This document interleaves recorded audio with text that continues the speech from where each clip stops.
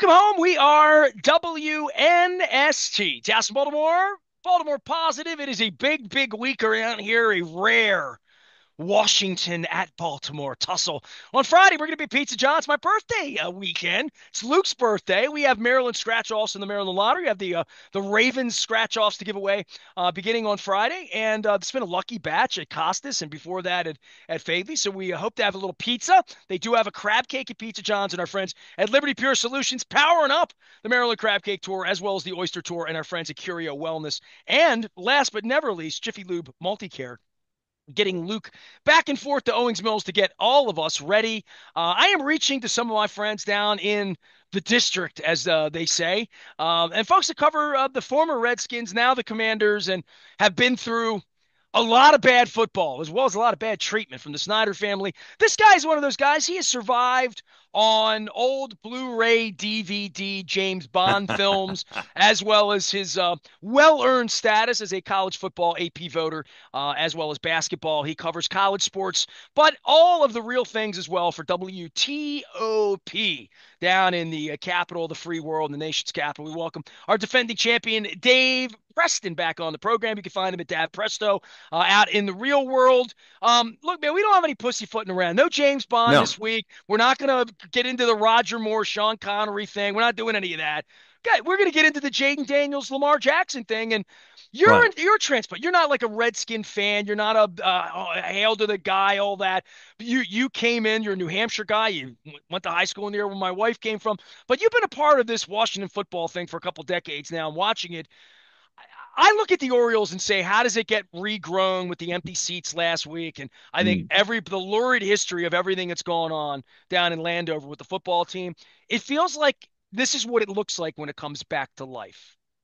And it's incredible, Nestor, seeing this. Just the usually it doesn't take this long, or usually it doesn't arrive this quickly for a reboot. There's a long process. We witnessed the Washington Wizards, who the front office brass just a couple weeks ago said that, oh no, we're not building now. We're still descending. We're still cratering. So the fact that they're 4-1 for the first time since 2008. The days of Jim Zorn that year did not end well. But the fact that they're playing good football, the fact that they're going to have they have a Jim Nance Tony Romo game in week 6 of this new era with Dan Quinn, with Jayden Daniels, is pretty incredible. The fact that there was a fan base here this past Sunday at Northwest Stadium, which is not on the northwest side of the Beltway. It's the credit union. That's a long story, but it's exciting to see a new fan base.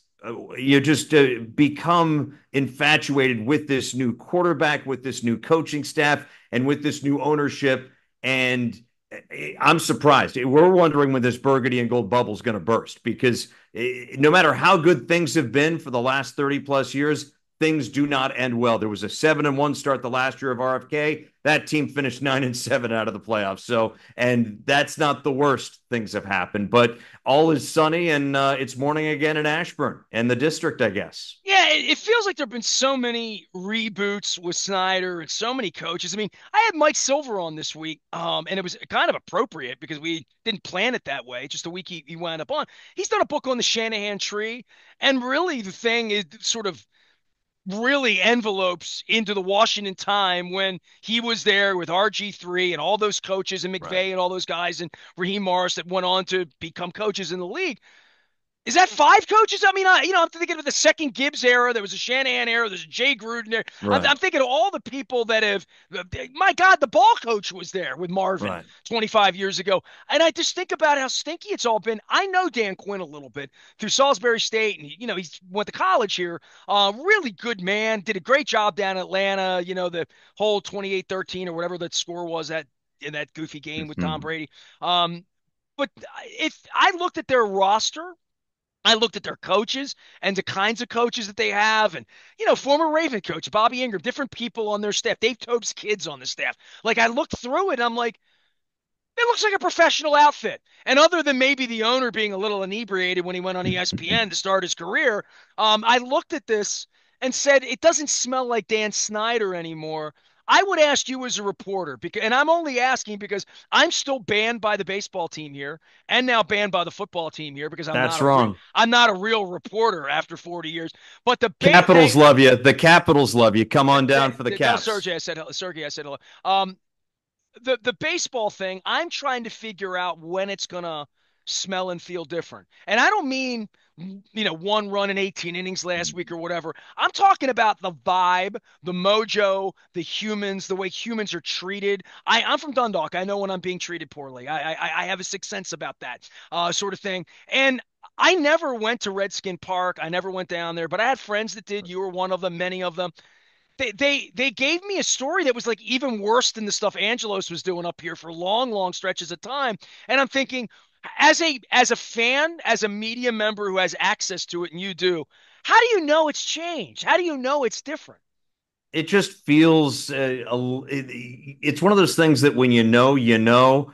Down from they repainted the one of the ramps in the concourse last year and cleaned it out. It hadn't been cleaned in 15, 20 years. A lot of stuff just had been neglected. I think what's the Snyder era was so focused on front of the curtain things and not worried about what was going on behind the curtains, and letting that completely fall to shambles, whether it's the practice facility, whether it's things at the stadium, get old peanuts, raw sewage here and there, the railings falling and collapsing. I think the new ownership, and last year was their first season, they knew that they couldn't do everything, so they said, okay, what can we do to make this game day experience just a little bit better? Not the dumpster fire it was the last 15 years under Snyder and company. And they did that. They're continuing to make strides. Is it going to be perfect? No. But you know what? A winning team, a 4-1 team, goes a long way to making the nachos taste a little bit better, makes that $14 beer not seem so expensive. And so it's a combination of those things.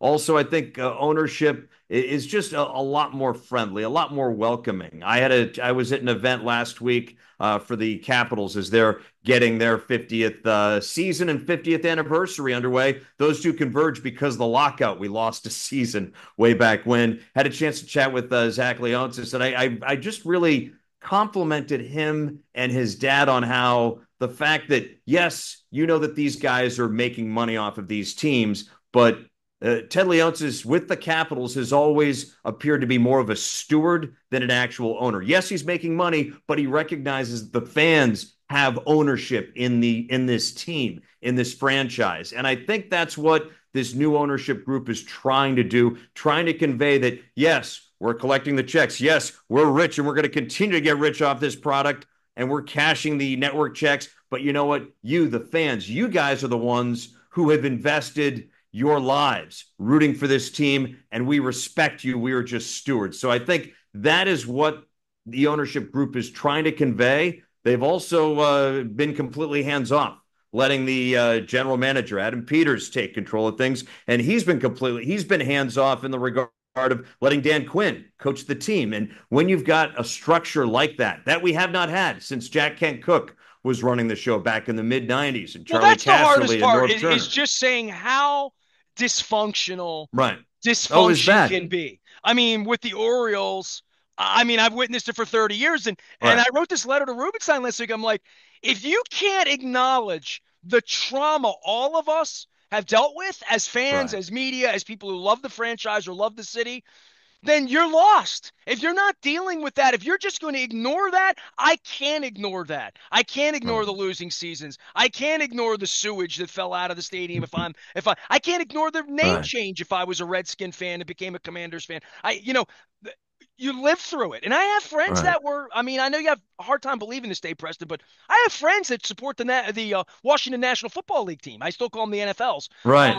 And I don't know if they're back or not. I have a handful of friends that were season ticket holders, RFK, Right. went down, wore the headdress, Joe Gibbs, the whole deal, that they exited 10, 12 years ago, not recent. They were like, they were out at Shanahan, like just out. Yeah.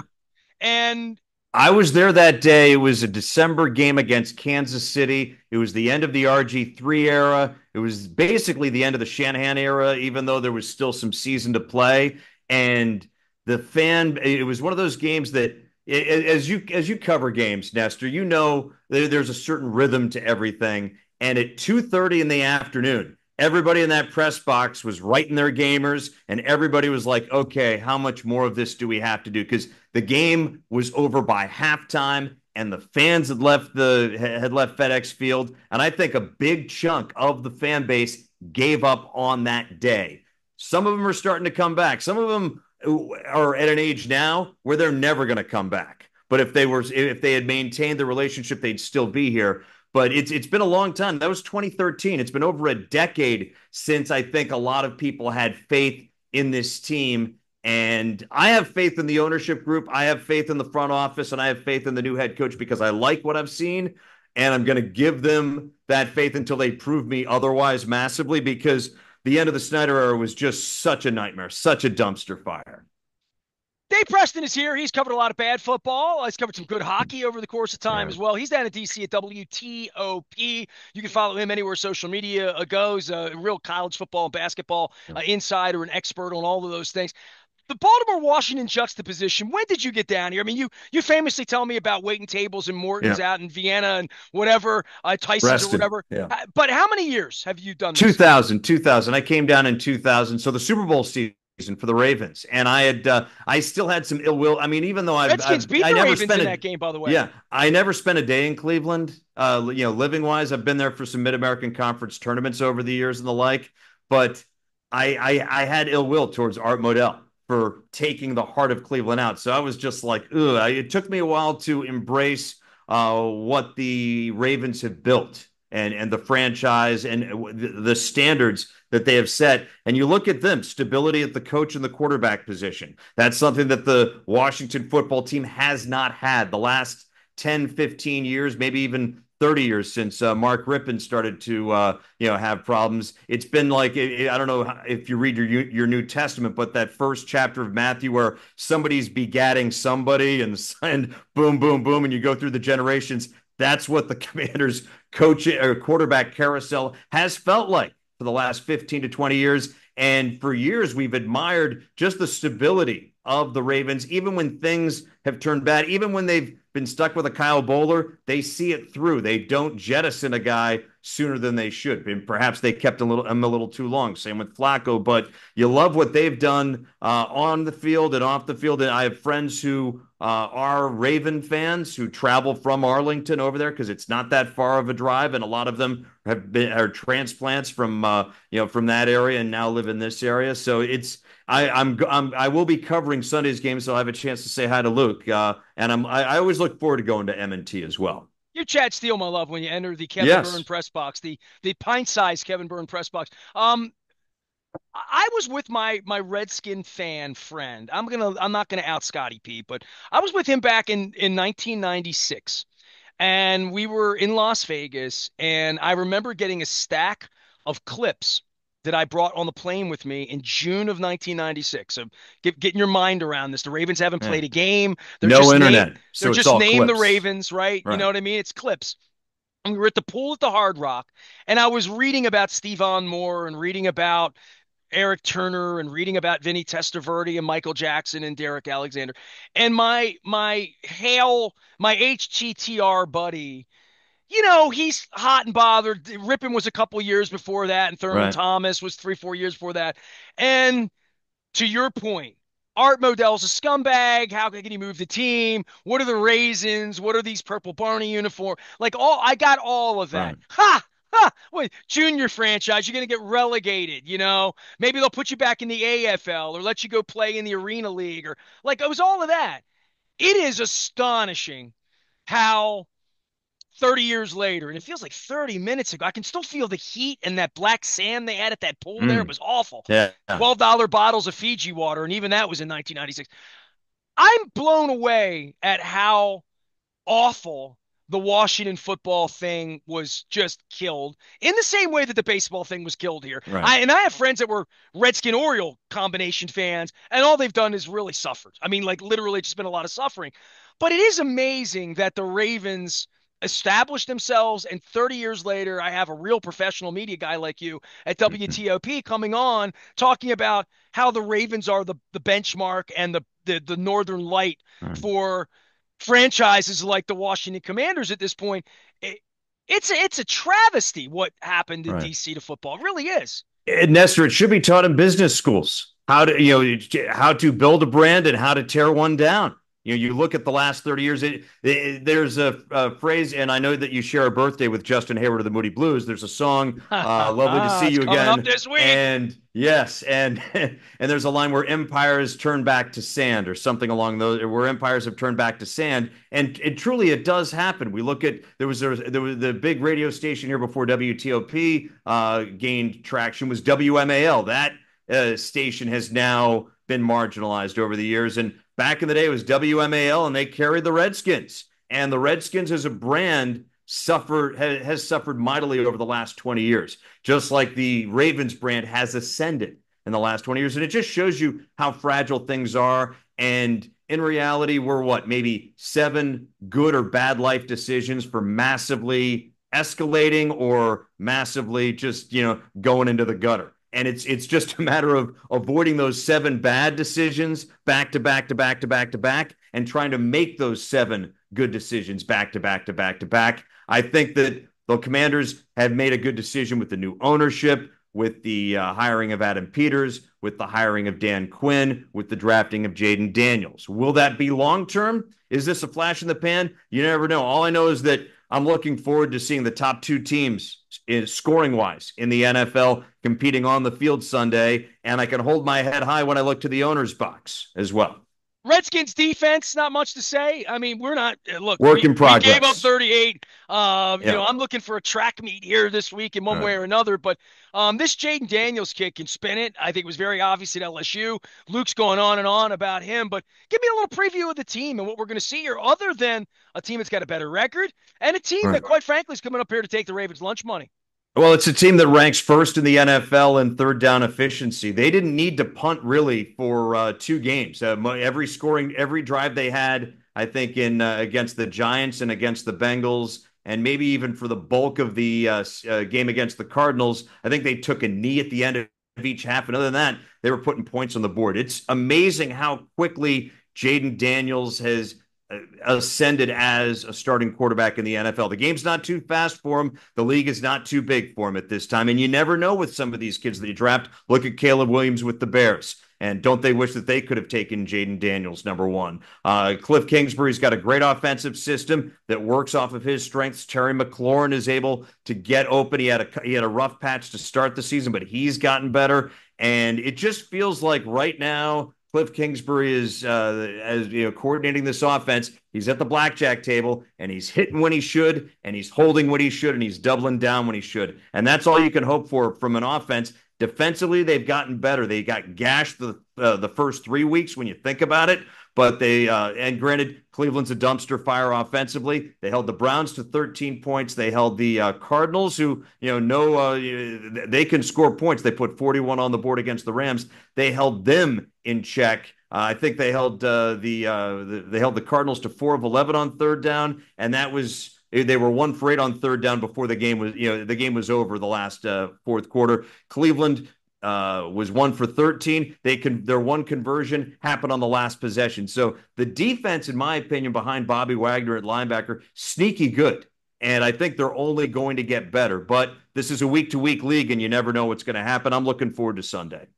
Have they been going for it on fourth down? I mean, is it the Yeah, same kind of offense where, like, right. you said they don't punt? Well, you get into fourth down, it's just we're 4th and 4 from the 50. We're just going to go for it. And I mean, our ball Yes. plays that modern way most of the time. And when you have a quarterback that has sleight of hand and has legs, that's the way.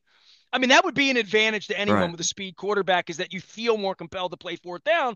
Now, you don't make it, you screw yourself up, but the analytics say to go for it when you have Right. a Jayden Daniels, right? And with Tressway's leg, he anywhere within 50 yards, there's a chance that he's going to punt it into the end zone. So the maroon zone actually extends from maybe the 30 to the 50. Their kicker is bounced around, so he's not.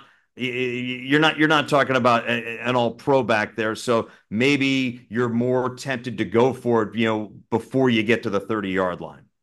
Dave Preston is here. His time is short. Last thing, Capital season starts this week. If I Yep. don't get 2 seconds of Capitals out of you, Leonard will be upset with me. Well, you know what I like about the roster is that they've really revamped it for one final cup push while Alexander Ovechkin's on this team. He's going for the record. He should get it next season, maybe not. Yeah, I don't think he's going to have a monster season to get it this year, but he's going to be close. I do like how they've kind of brought in so many talented players that I think you might see them get to the second or the third round if everything works out for them. Dave, always appreciate it. I love that Ovechkin looks older than me these days. It makes Yep. me feel young and spry. Dave Preston can be found at WTOP and Dab Presto. We didn't get any James Bond in here. No. I owe you one. I'll see you soon, all right?